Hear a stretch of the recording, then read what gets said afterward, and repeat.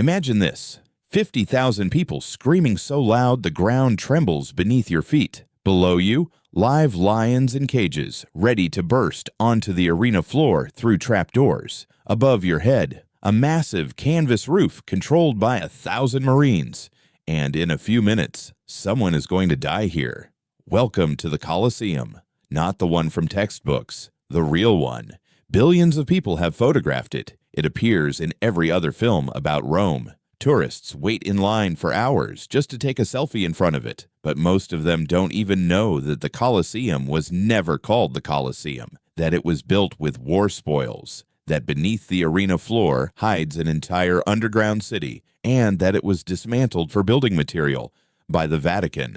Today, we're breaking down the Colosseum the way no history class ever did, from its construction to the secrets it still holds. Let's start with something few people know. The Colosseum wasn't built just for entertainment. It was a political move. Before it, this site held a private artificial lake belonging to Emperor Nero, part of his enormous golden palace that stretched across the center of Rome. Nero had seized this land from the people for his own luxury. He called it the Domus Aurea, the Golden House. It was so vast that the Roman poet Martial wrote that one man had swallowed up the entire city. When Vespasian of the Flavian dynasty came to power, he made a symbolic gesture. He drained the lake and built an amphitheater for all the people. The message was clear: I'm giving the land back to you. That's why the building's official name is the Flavian Amphitheater. The name Colosseum only appeared in the Middle Ages, taken from a colossal statue of Nero that stood nearby,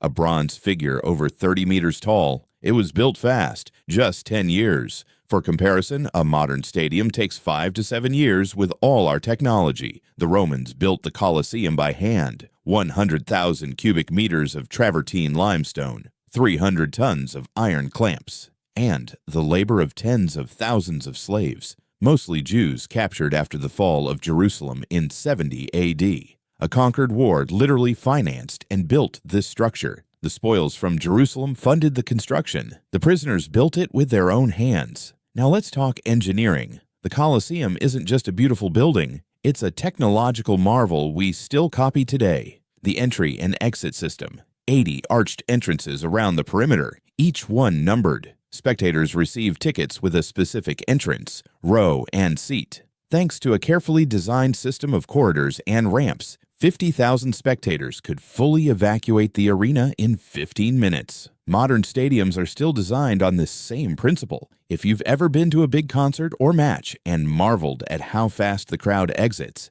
thank the Romans. The Velarium, the canvas roof over the arena. Imagine stretching a roof over a stadium of 50,000 people without a single crane. The Romans did it with a system of masts and ropes anchored around the top of the building. The roof was operated by around 1,000 sailors, a dedicated military unit that specialized exclusively in this one task. They could open and close the shade depending on the sun's position, protecting the crowd from the heat. The hypogum, the underground world. This is probably the most impressive part. Beneath the arena floor was an entire labyrinth of tunnels, rooms, and machinery on 2 levels. Cages for animals, rooms for gladiators, storage spaces, and, pay attention, elevators. Yes, the Romans had elevators, wooden platforms on counterweights, and ropes that lifted live lions, tigers, and bears directly onto the arena through trapdoors in the floor. There were at least 28 of these lifts operating simultaneously. The spectators didn't know where the animal would appear. That was part of the show. A few facts that will make you see the Colosseum differently. Gladiators were stars.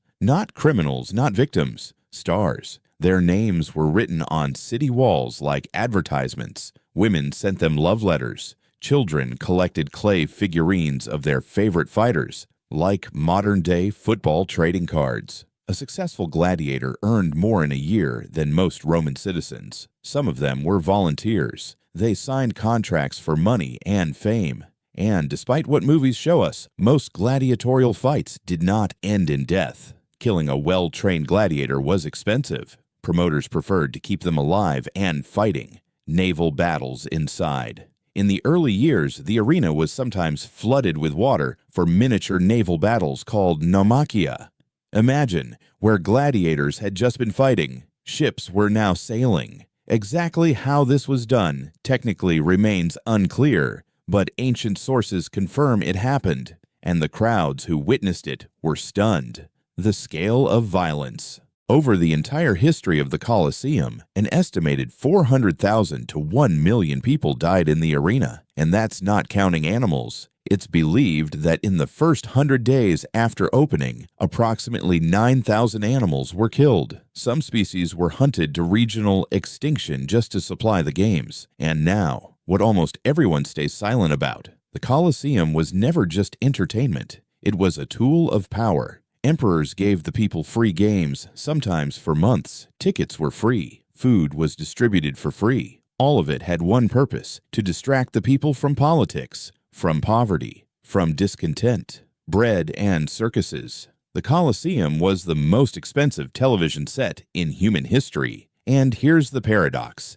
In 523 AD, the gladiatorial games ended, not because they became inhumane, not because Christianity banned them, but because Rome went bankrupt. There was no money to maintain the animals, feed the gladiators, or pay the guards. The greatest entertainment arena in history closed simply because the budget ran out. Throughout the Middle Ages, the Colosseum became a quarry. Stone was taken to build palaces, churches, and the Vatican itself. Roughly 2/3 of the original material was removed. What you see today is only 1/3 of what it once truly was. The Colosseum has stood for nearly 2,000 years. It survived earthquakes, looting, wars, and neglect. Only 1/3 of it remains. And yet that third is one of the most recognizable buildings on the planet. Maybe true strength isn't about staying whole. It's about staying remembered. The Colosseum didn't just influence architecture, it changed how humans think about public space. For the first time in history, a building was designed entirely around the experience of the crowd. Every detail in the sightlines, the acoustics, the flow of people, engineered to make 50,000 strangers feel like one.